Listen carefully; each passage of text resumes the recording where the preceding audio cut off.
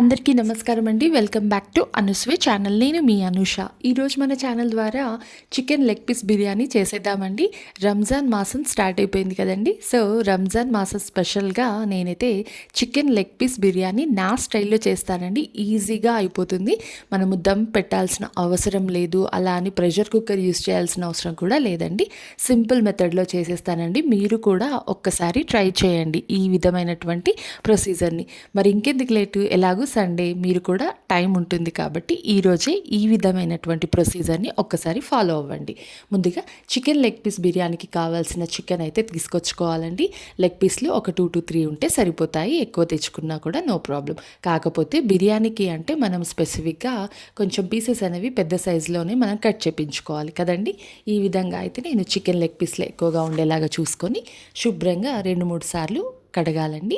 Wash చేసిన తర్వాత దాంట్లోకి మ్యారినేట్ చేసుకోవాలండి. ఇప్పుడు అల్లం వెల్లుల్లి పేస్ట్ ఒక 3 టేబుల్ స్పూన్లు వేసుకోవాలి. పసుపు 2 టేబుల్ స్పూన్లు అయితే వేసుకోవాలి.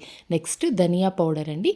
ఈ ధనియా పౌడర్లో నేను ఏమేం ఇంగ్రీడియంట్స్ అంటే ఏంటేంటి యూస్ చేశాననేది చెప్తానండి. ధనియాలను ముందుగా అయితే వేయించుకోవాలి. దాంట్లోనే ఇలాచి, లవంగాలు, దాల్చిన వేసుకున్నానండి. కొంచెం లైట్గా దూరగా వేయించుకొని మిక్సీ పట్టేసుకున్నాను ధనియా పౌడర్ని. నెక్స్ట్ కారం అండి. ఎర్రమిర్చి కారం 3-4 టేబుల్ స్పూన్లు వేసి 1 టేబుల్ స్పూన్ నెయ్యి వేసానండి. మీరు నెయ్యి అయినా వేయండి, ఆయిల్ వేసుకున్నా సరిపోతుంది, ఏదైనా ఒకటి వేస్తే. నెక్స్ట్ కర్డ్ అండి, పెరుగు 2 టేబుల్ స్పూన్ల కర్డ్ వేసుకొని సగం నిమ్మ చెక్క అండి, నిమ్మ చెక్కని ఈ విధంగా పిండేసుకొని మంచిగా ఒకసారి కలుపుకోవాలండి. కలిపిన తర్వాత ఈ విధంగా మ్యారినేట్ చేసిన దాన్ని ఒక 1/2 అవర్ అయితే ఫ్రిడ్జ్లో నేను పెట్టేశానండి. ఫ్రిడ్జ్లో ఎందుకు మనం పెట్టాలి అంటే కొంచెం మన ఏవైతే మ్యారినేట్ చేసిన మసాలా అంతా కూడా మన చికెన్కి, లెగ్ పీసెస్కి అబ్జర్వ్ చేసుకొని ముక్కలు అనేవి గట్టిగా అవుతాయి, బిర్యానీలకి పర్ఫెక్ట్గా ఉంటుంది. సో ఫ్రిడ్జ్లో మ్యారినేట్ చేసిన దాన్ని పెట్టేసుకొని నెక్స్ట్ ఆనియన్స్ని అయితే కట్ చేసుకోవాలండి. 4 ఆనియన్స్ పెద్ద సైజు అయితే కట్ చేసి ఈ విధంగా మంచిగా ఆయిల్లో డీప్ ఫ్రై చేసుకోవాలి. ఎందుకు అంటే బిర్యానీలో మస్ట్ అండ్ షుడ్గా ఉండాల్సింది ఈ ఆనియన్స్ ఫ్రై. వీటిని ఫైనల్గా వేసుకొని గార్నిష్ చేసి తింటే ఆ టేస్టే వేరు కదండి. సరే, నెక్స్ట్ అయితే బాస్మతి రైస్ తీసుకున్నానండి. ఇక్కడ 3 కప్స్ బాస్మతి రైస్ తీసుకున్నాను. ఎప్పుడైనా బిర్యానీ, చికెన్ బిర్యానీ లాంటివి చేసినప్పుడు బాస్మతి రైస్ని ప్రిఫర్ చేస్తే బాగుంటుంది. వాటిని అయితే ఒకసారి శుభ్రంగా కడిగి సోక్ చేసి పెట్టుకోవాలి వాటర్లో ఒక 15 minutes. నెక్స్ట్ ఒక కడాయి అండి, మందంగా ఉండేటువంటి కడాయి తీసుకోండి. దాంట్లో 2 టేబుల్ స్పూన్ల ఆయిల్, 1 టేబుల్ స్పూన్ నెయ్యి వేసానండి. తర్వాత కొంచెం హీట్ అయిన తర్వాత మసాలా దినుసులు వేసేసుకోవాలి. అంటే ఇక్కడ బిర్యానీ ఆకు, బిర్యానీ పువ్వు, లవంగాలు, ఇలాచి, దాల్చిన వేసుకొని కొంచెం వేగనివ్వాలి.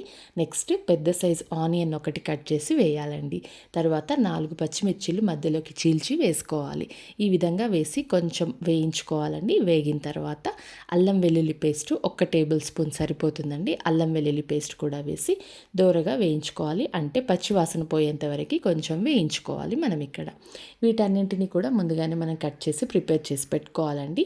ఆనియన్స్ని, పచ్చిమిర్చిని, పుదీనా కూడా మనకు ఒక కట్ట అవసరం పడుతుంది. మంచిగా శుభ్రంగా కడిగి పక్కన పెట్టుకోవాలి. ఇక్కడైతే అల్లం వెల్లుల్లి పేస్ట్ కొంచెం వేయించుకోవాలి దోరగా.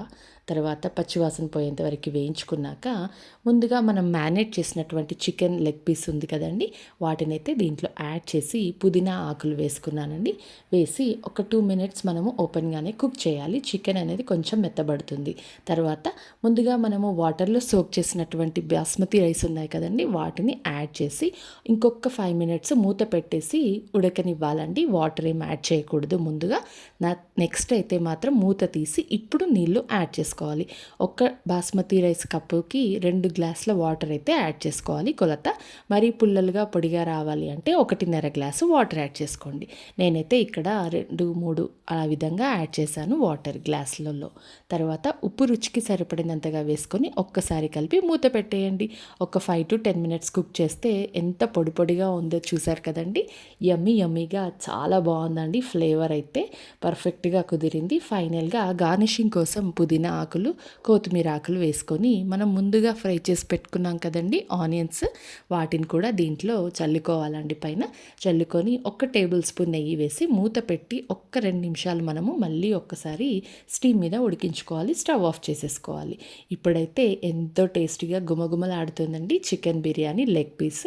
చాలా బాగుంది. మీరు కూడా ఈ మెథడ్ ఒక్కసారి ఫాలో అవ్వండి.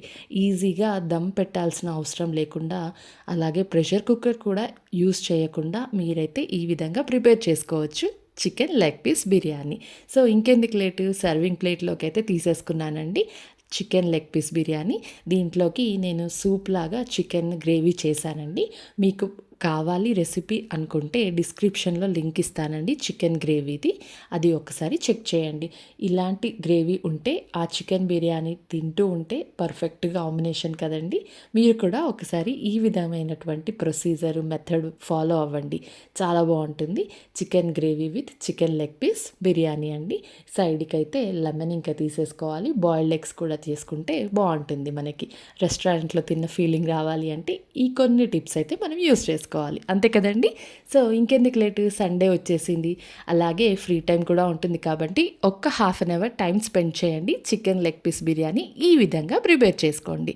సో రంజాన్ స్పెషల్ మాసం సందర్భంగా చికెన్ లెగ్ పీస్ బిర్యానీ ఎలా కుదిరిందో నాకు కామెంట్ సెక్షన్లో తెలియజేయండి. Thanks for watching.